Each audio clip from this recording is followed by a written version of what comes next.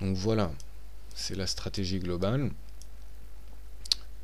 C'est déjà bien de savoir tout ça pour un début.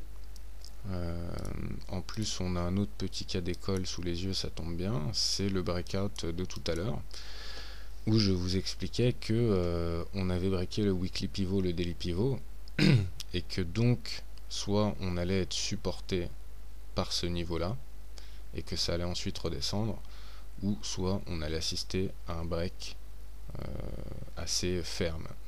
Donc ce qu'on aurait pu faire, par exemple, ce serait de vendre aux alentours d'ici en se disant que ça va retracer et qu'on va se faire du bénéfice. Par contre, dans ce cas de figure, on ne l'aurait pas fait parce que quand le daily pivot et le weekly pivot sont très proches l'un de l'autre, ça devient difficile d'espérer les transpercer plusieurs fois dans un sens et dans l'autre. Donc en général, quand on a des daily pivots ou des moving average qui peuvent supporter le cours, on évite de rentrer en position. Mais en gros, vous voyez que, encore une fois, le daily pivot a fait office de support et que comme le cours n'a pas réussi à traverser, il est finalement retombé à son état initial. Une différence de 55 pips, donc 55 pips c'est pas mal, mais comme je vous le disais, c'était pas le meilleur moment de placer un trade à cause de ce weekly pivot et de ce daily pivot, mais si c'était pas le cas, on aurait pu placer un short, c'est-à-dire une vente,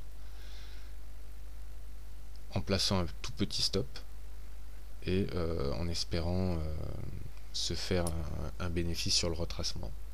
A l'inverse, si on avait breaké franchement ce pivot, on aurait pu acheter ici et mettre un petit stop en bas en espérant voir un rallye ferme et définitif. C'est un type de trade particulier. Après, bon, on pourrait discuter des heures si c'est un bon trade, un mauvais trade, etc. Tout dépend de la situation, de la corrélation, etc. On pourra voir ça dans d'autres vidéos. En tout cas, je vous remercie d'avoir visionné celle-ci et les prochaines vidéos porteront sur le chartisme. Donc c'est quelque chose de très intéressant où on apprend à reconnaître des figures faites par le marché et qu'on peut délimiter en barre de tendance. Donc là, on voit un triangle, d'accord, et on peut jouer aussi les breakouts sur les triangles.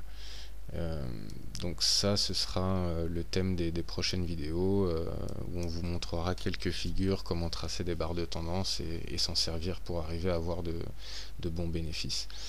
Je vous remercie d'avoir visionné cette vidéo et je vous invite à regarder les suivantes. Merci, cette vidéo vous a été proposée par l'école de trading Bonus Trader dont je suis le fondateur, Mike Larsen. Merci d'avoir visionné.